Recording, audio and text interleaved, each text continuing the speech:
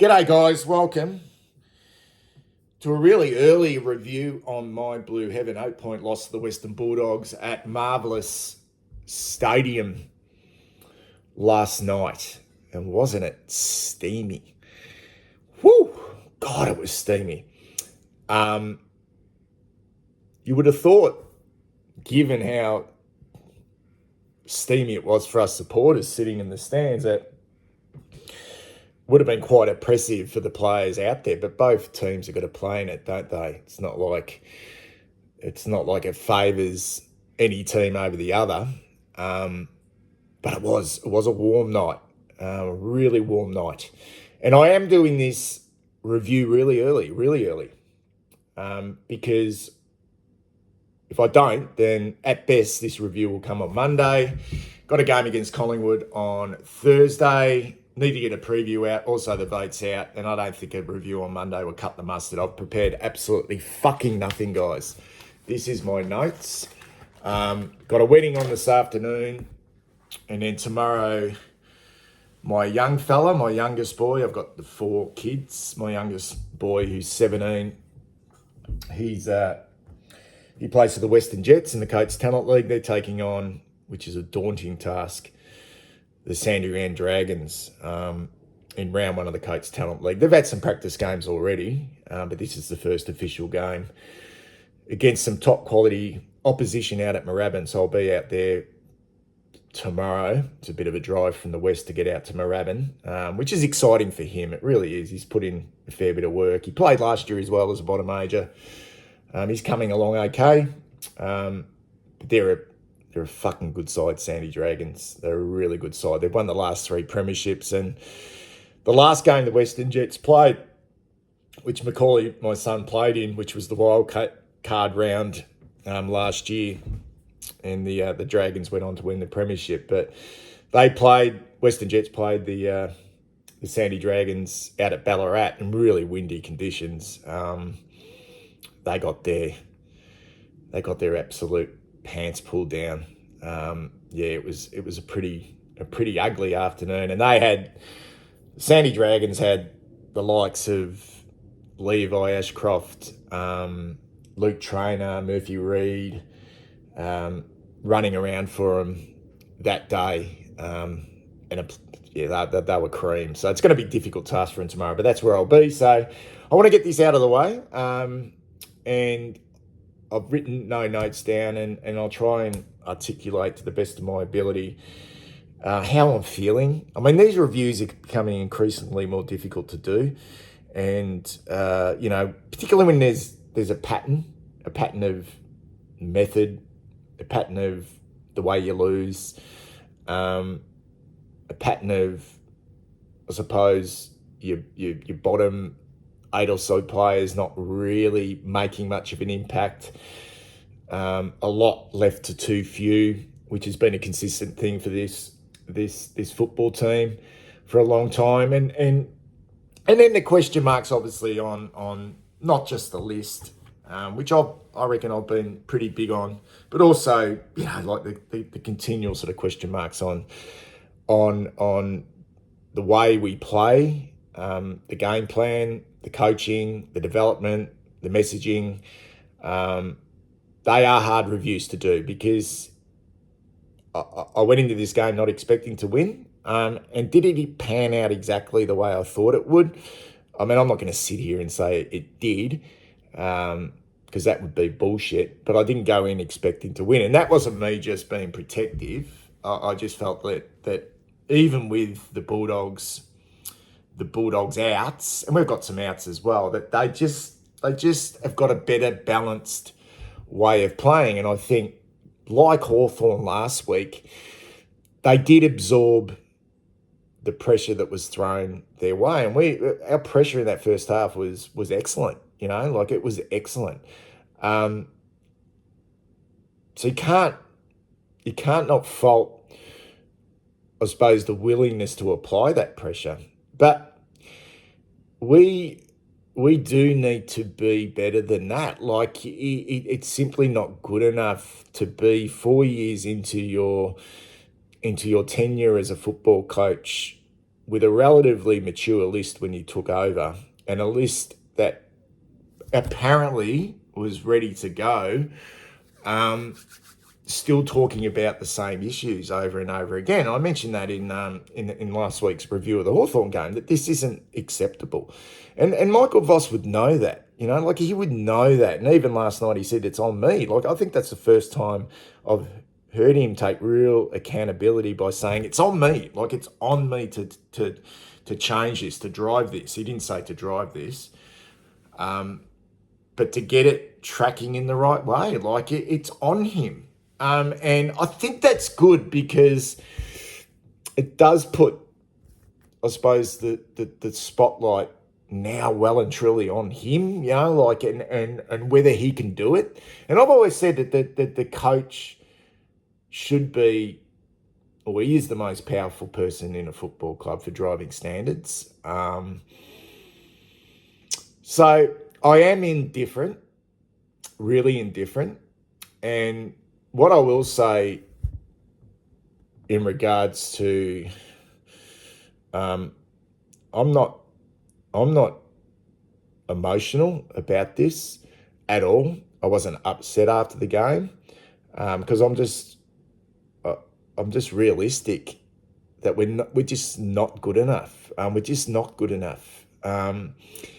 And even if we'd gotten over the line last night, I would have thought it would have been an exceptionally good effort to grind away and to get the job done against, I think, a quality outfit. But it wouldn't have changed the way I'm feeling regarding us. I still think like we are a hell of a way off of where we should be, and that's at the essence of where we sit right now, guys. We are not.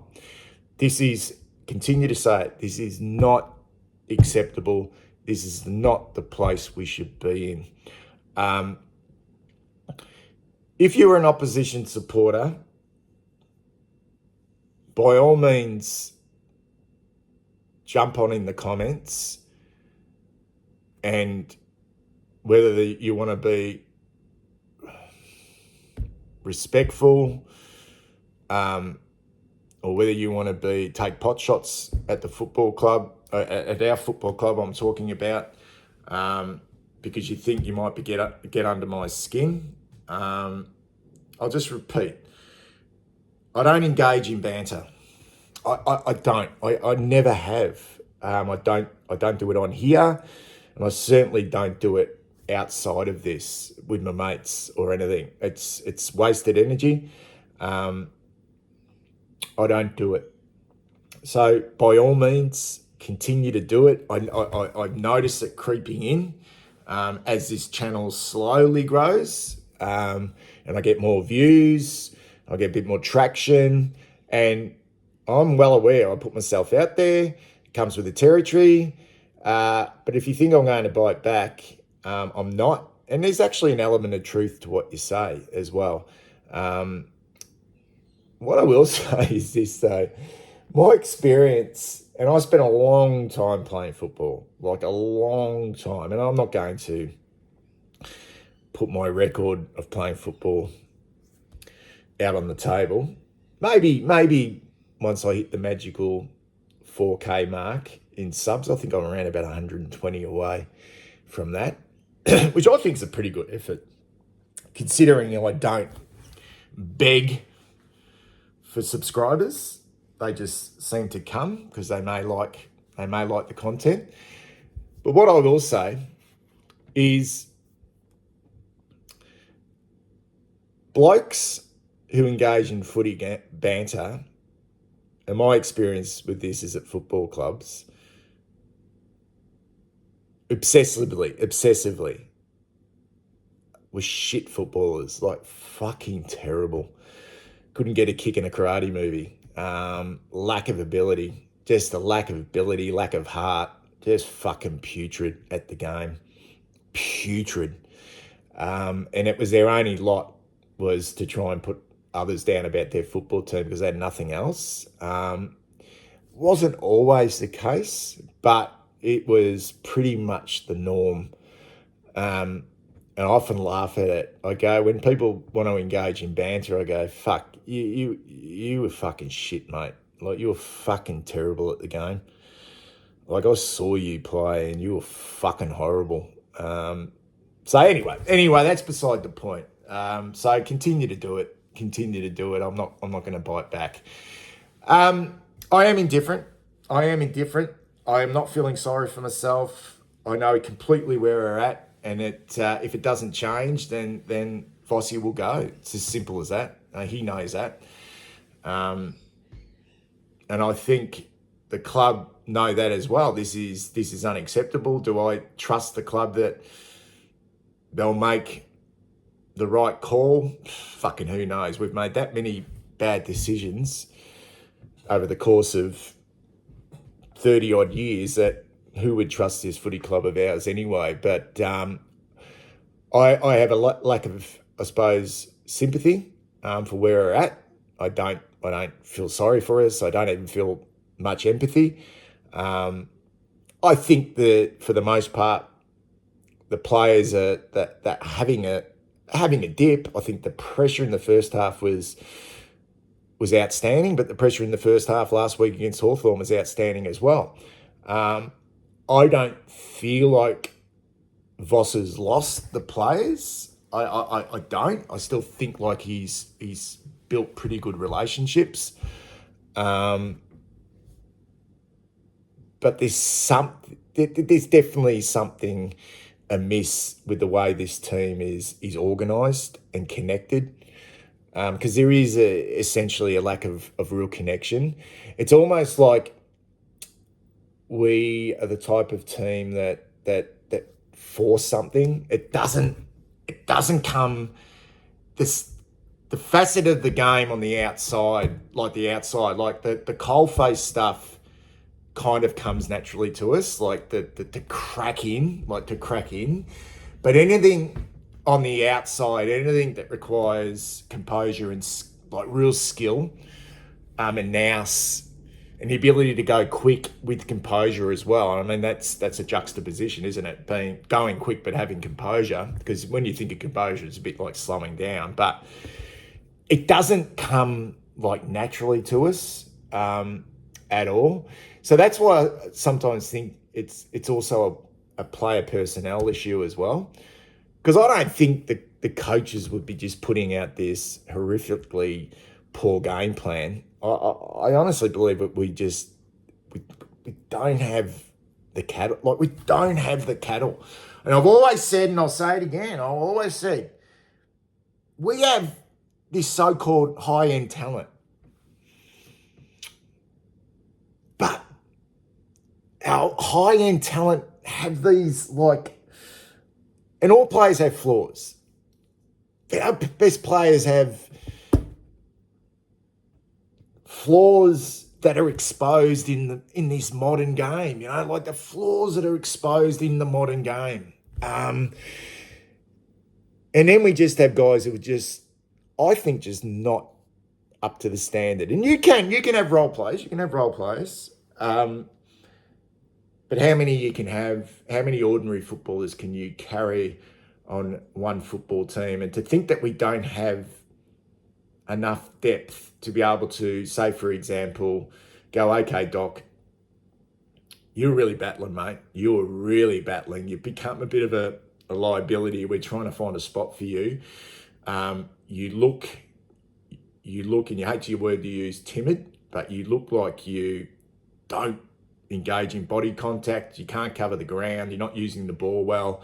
You're becoming a little bit of a liability. But to think that there's no one in the wings other than bringing in someone young who's maybe not even ready for the standard, that's a problem. That's a problem, guys. It really is. I really liked the pressure in the first half, but the game started to turn, didn't it? I mean, those two goals that we leaked from defensive stoppages, one to Kennedy and one to, I think it was Tom Liberatore, were inexcusable. And that was a consistent thing that haunted us last year. And to think that that is still an issue now is that's on everyone. That's on the coaches as much as it is on the players, and that's just lack of understanding and connectiveness and synergy amongst that. Not just the back 6 or 7, but also the midfielders. Love to actually go back and have a look at that vision and who was actually responsible for that, and is there a consistency with certain types of players who get lost in the moment? And we're talking about when you lose a game by 8 points, you're talking about moments, aren't you? And how long? I said this in the review last week against Hawthorn. How fucking long can you talk about moments? Taking your moments in executing that composure and keeping your fucking head in the game, keeping your head in the game. So full credit to the Dogs. I think we pressured them, but like Hawthorn the week before, they just had this ability to absorb it and stay in the contest. And then the overall, I suppose, and they've got a lot out. They've got a lot out, and so have we. They just looked the better team in the second half, and there was this awful feeling. I don't know if any of you felt this way, but there was this awful feeling in that last quarter that game was going to be a draw. And I was just thinking I'd rather lose this game than it be a draw. I'd rather the Dogs win, because I know where we're at. I feel like, I don't know, I just felt like a draw would have been such a fucking bad result in that game. Don't get me wrong, I'm disappointed about losing, but if that had been a draw, that would have been just like, fuck, what can you actually talk about? So that's where I'm at, guys. I'm going to quickly go through the players, I suppose. What I will say,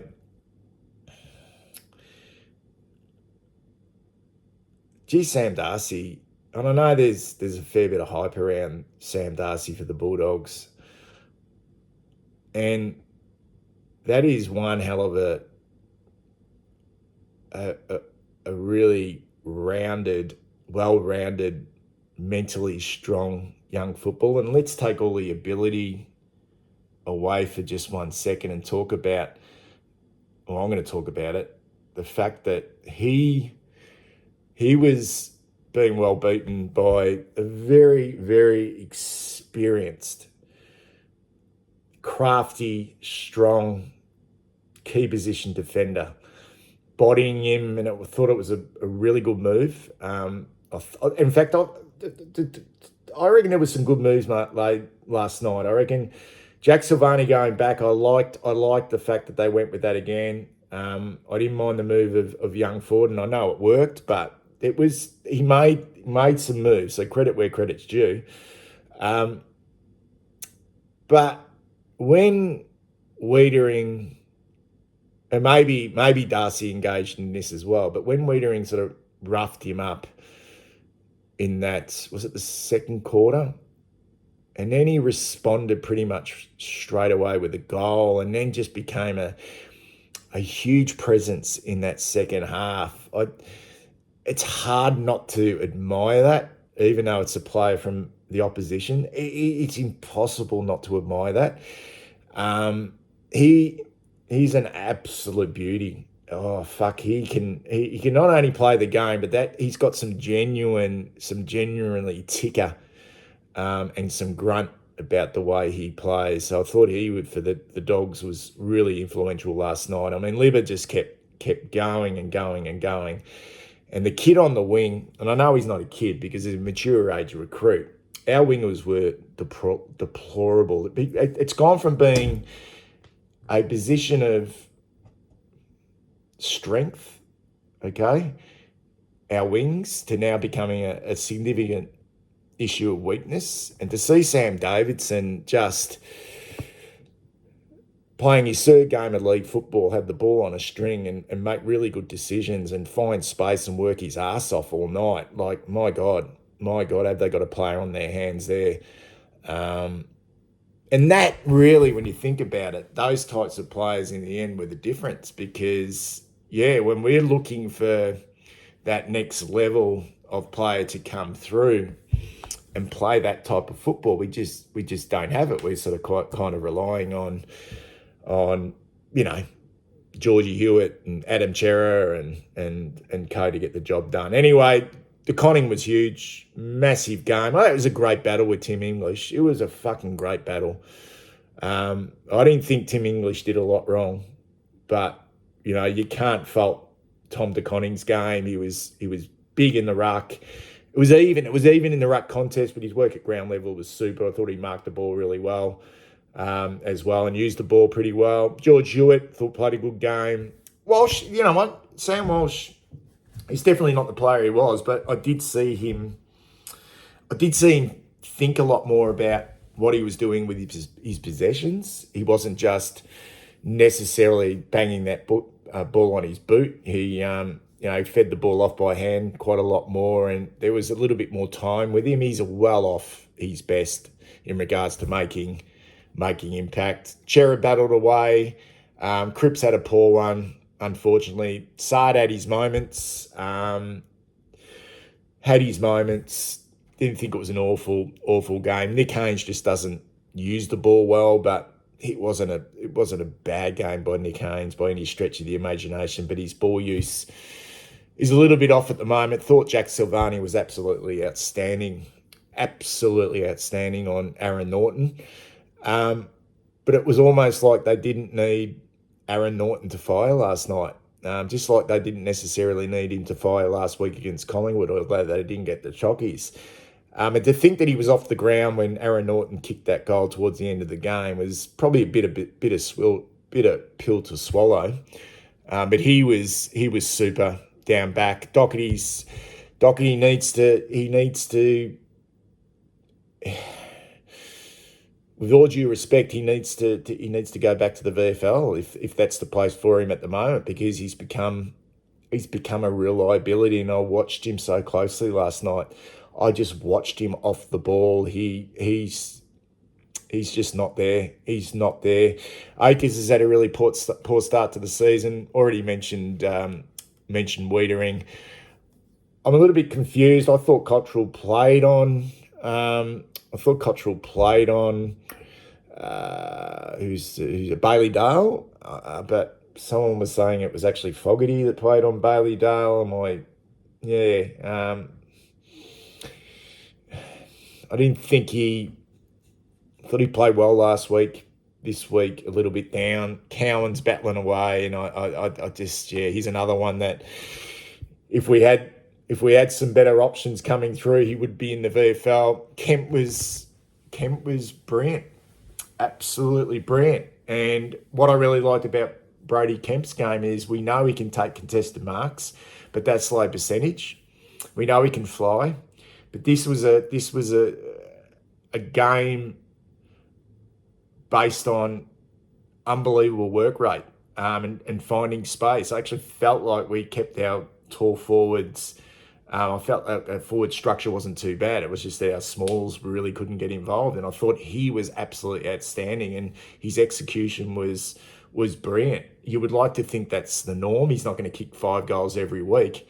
But you do think now, don't you? You do think with a player like Brody Kemp, if he was to go to a different club with a better system, would he be a more effective footballer? Because not many players who you are continually knocking and saying they're not up to it go out and kick 5 goals on a Friday night in a pressure cooker game like it was last night. It was an outstanding game. Thought Ollie Hollands was just poor, got his fucking pants pulled down on his wing. Motlop felt he was poor as well, other than that early goal and tackle, and then a couple of missed opportunities. Boyd didn't do a hell of a lot when he came on, had plenty of opportunity. Lewis Young, thought he battled away. Thought when he went into the ruck, we probably lost a little bit of ascendancy in there. But his ability to at least engage Rory Lobb was good. And he was another one that executed quite well, but that kick late in the game, he did panic. Williams started like a house on fire, and that passage you play through the middle of the ground was a little bit reminiscent of what Adam Sard did the week before. But he continues to break down, which is disappointing. Kerno showed some flashes. Hopefully, that's better things moving forward. Evans is just not up to it. So that's it, guys. Have a good weekend, and I'll see you in the preview early in the week. Take care.